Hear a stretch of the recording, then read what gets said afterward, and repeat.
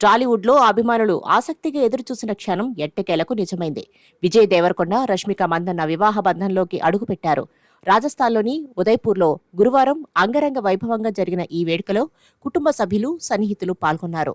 వెండి తెరపై super hit జోడీగా పేరు తెచ్చుకున్న ఈ ఇద్దరూ ఇప్పుడు నిజ జీవితంలోనూ జీవిత భాగస్వాములయ్యారు. గీతగోవిందం చిత్రంతో మొదలైన పరిచయం డియర్ కామ్రేడ్ సినిమాతో మరింత గాఢమైంది. అప్పటి నుంచి వీరి స్నేహం, ప్రేమపై అనేక రకరకాల వార్తలు వినిపించినా ఎప్పుడూ స్పష్టత ఇవ్వలేదు.